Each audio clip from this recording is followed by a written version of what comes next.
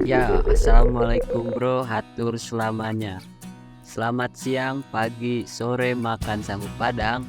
Kembali lagi bersama saya di channel Sebelum Tidur, yang dimana saya akan merangkum sebuah film series episode 3 yang berjudul Fallout.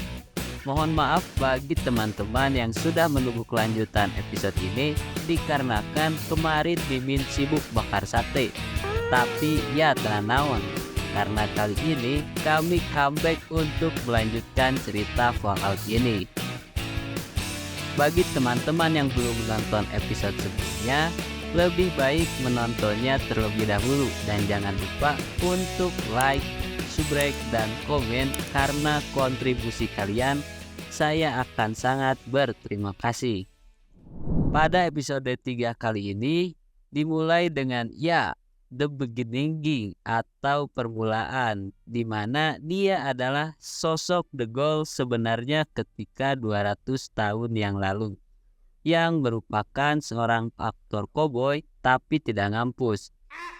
Di episode kali ini flashback kembali kepada seorang om yang sedang syuting. Dia adalah aktor terkenal pada masanya, terlihat sedang menjadi peran seorang koboi yang akan menembak musuhnya. Ternyata sosok koboi ini merupakan The Ghoul yang merupakan sosok yang sangat baik. Bahkan ketika berperan sebagai aktor pun ia rela membantah sang sutradara karena ia diberikan sebuah peran untuk membunuh seseorang. Sang sutradara pun mengatakan bahwasannya pria baik pun bahkan bisa bersifat ekstrim, dan terus meyakinkan sosok The Ghoul yang dulu untuk tetap melanjutkan skenarionya. The Ghoul yang tak mau mengikuti skenario itu pergi dengan tak menghiraukan dan menghampiri istri dan anaknya sembari bersenda gurau, terlihat sakinah, mawadah, dan warohmah. Kembali ke 200 tahun ke depan, di mana The Ghoul sudah menemukan sang profesor, tetapi kondisi dari profesor kali ini sudahlah menjadi mayat dengan kepala yang tidak ada, karena dibawa si Lucy di episode sebelumnya. Lucy berjalan sendirian sembari membawa kepala. Tak lama kemudian ia beristirahat dan mencari sesuatu apa yang ada di kepalanya. Ia pun menemukan sebuah chip, lalu Lucy pun memasukkan alat pelacak ke hidungnya untuk berjaga-jaga agar tak kewalahan. Di sisi lain, kini pun scene beralih kepada Maximus yang sedang memperbaiki jubah besi yang dirusak oleh The Ghoul. Tiba-tiba suara radio komunikasi pun berbunyi dan menanyakan bagaimana keadaan dirinya. Maximus yang mengaku seorang perwira pun mengabarkan bahwa dirinya diserang dan pengawalnya pun meninggal. Oleh karena itu, pihak pusat pun berencana untuk mengirimnya pengawal baru yang membuat Maximus kaget dan merusak radio tersebut. Maximus pun kembali mendatangi kota untuk memperbaiki sebuah alat yang rusak. Namun uang atau chip yang ia punya pun kurang, yang membuat ia harus menjual sebuah giginya untuk mendapatkan satu chip lagi. Tapi alangkah sakit hatinya ketika ternyata hanya dengan sentuhan kecil, alat pun sudah diperbaiki. Maximus pun kembali ke tempat jubah tersebut, tetapi ternyata jubah besi itu sudah dikerumuni oleh banyaknya preman, yang membuat Maximus harus berkelahi dengan preman-preman tersebut.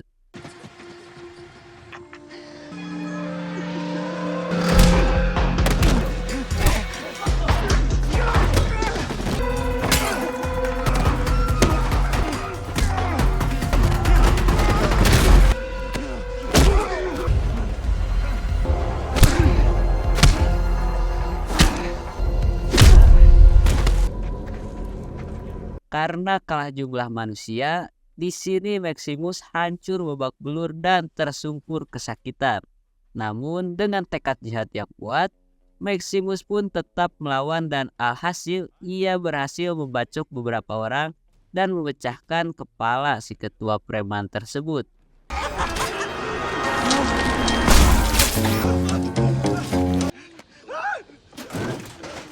Ketika ia berhasil memenangkan pertarungan itu, namun tiba-tiba sebuah kapal terbang yang mengirim pengawal baru itu pun datang. Dan ketika ia melihat siapakah yang datang, ternyata pengawal baru itu merupakan teman yang sering membuli dirinya ketika di asrama. Maximus pun bergegas terburu-buru kembali ke jubah besi itu. Lalu sang pengawal baru pun datang. Rasa balas dendam dari Maximus pun timbul, lalu membuat Maximus pun mencoba untuk membulinya balik dengan rasa senang. Sang pengawal baru memberi informasi kepada Maximus bahwasanya tetua berkata siapapun yang mendapati target berhak untuk menguasai tanah Tarbiah dan juga bunuh siapapun yang mencoba untuk menghalangi mereka. Kali ini Shin pun berpindah kepada si Lucy, di mana ia terus mengikuti navigasi dan menghampiri sebuah danau, lalu ia menemukan sebuah rusa.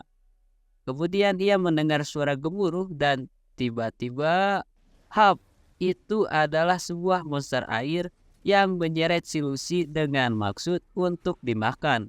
Namun Lucy yang memegang pistol dengan cepat menembak monster tersebut yang membuat monster itu melepaskan gigitan, akan tetapi kepala dari si profesor itu termakan oleh monster tersebut.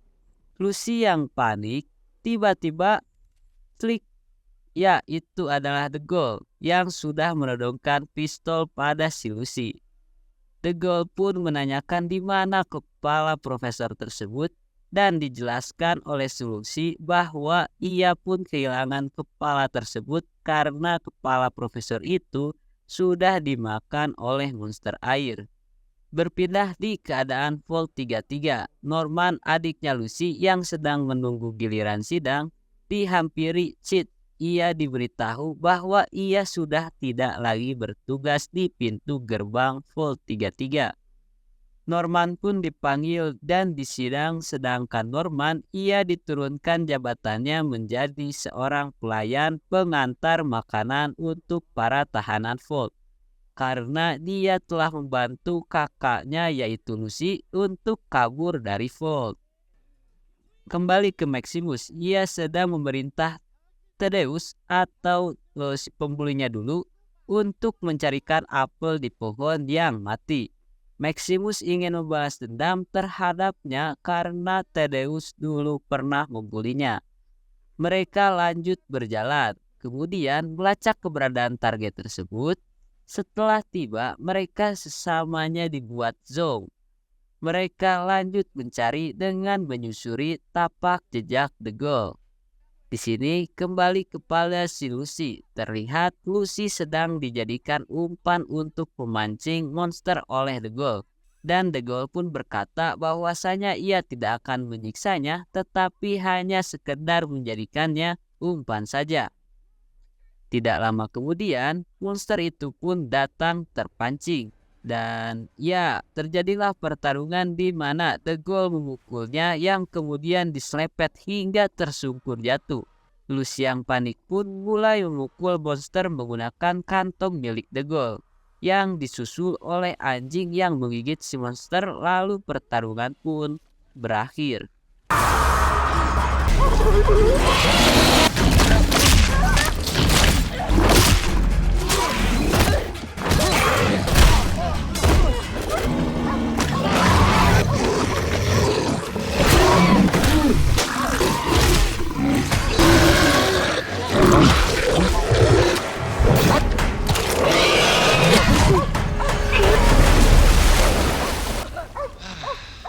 The Ghoul yang sangat emosi karena seluruh obatnya hancur semua oleh si Lucy membuat ia murka, yang kemudian mengikat si Lucy layaknya hewan kurban dan membawanya entah kemana.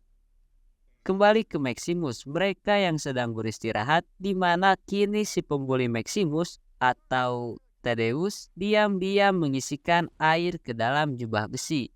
Maximus mengadangnya karena kaget. Lalu Thaddeus pun mengisinya sambil menanyakan kenapa pengawal sebelumnya bisa tewas. Maximus tak menjawab, lalu berbalik menanya padanya apa yang ia lihat dari seorang Maximus dulu. Tadeus berkata jujur bahwa dulu ia juga teman-temannya pernah mengospek Maximus tiada maksud lain hanya untuk mewariskan tradisi, seperti halnya ia dulu mengalaminya. Sesudah pengisian selesai, mereka pun melanjutkan perjalanan. Berpindah ke dalam vault, terlihat orang-orang sedang bermusyawarah tentang penurunan orang-orang Vault 33 dan krisis segala aspek setelah insiden yang lalu terjadi. Anggota dewan berikan solusi agar mengadakan tempat rehabilitasi orang-orang tahanan agar bisa keluar untuk membawa manfaat kepada mereka agar pulih kembali dari krisis keadaan yang kurangnya sumber daya manusia. Belum ada kesepakatan dari mereka, datanglah seorang pria memberitahu bahwa kebutuhan air di vault hanya ada untuk 2 bulan ke depan karena penampungan air hancur di bom. Orang-orang yang mendengarnya pun panik, anggota dewan pun mengakhiri pertemuannya. Sin pun kembali ke Maximus dan Tadeus yang sudah tiba di danau. Mereka yang tak tahu di dalamnya ada seekor monster, Maximus memerintahkan Tadeus untuk menyelamatkan diri karena tembakan yang tidak berpengaruh terhadap monster tersebut.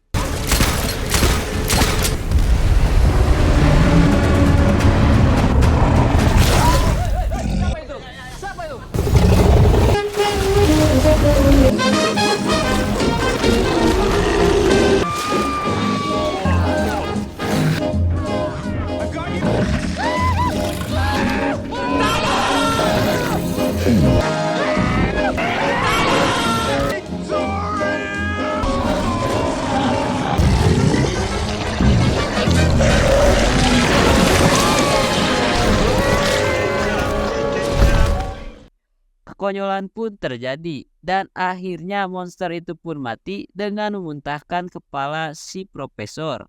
Maximus mendapatkannya sambil berbahagia. Di akhir cerita, ketika De Gaulle dan Lucy sedang berjalan di padang pasir, terlihat Lucy kelelahan karena haus karena di tempat ini tidak ada air yang layak untuk diminum. Di perjalanan Lucy melihat spanduk penampungan Vault, De Gaulle menembaknya karena ia teringat masa lalu indahnya karena dulu pernah menjadi brand ambassador dari Vault-Tec ditemani istri kesayangannya. Dan tamat. Terima kasih kepada kalian yang sudah menonton series episode 3 kali ini. Dengan kejujuran hati saya mengatakan tolong bantu kami dengan cara like, subscribe, dan juga komen di channel Sebelum Tidur ini. Karena kontribusi kalian saya akan sangat berterima kasih. Semoga kalian diberikan kesehatan, rezeki, serta kelancaran urusan. Tetapi juga jangan lupa beribadah. Sekian dari saya. Assalamualaikum warahmatullahi wabarakatuh.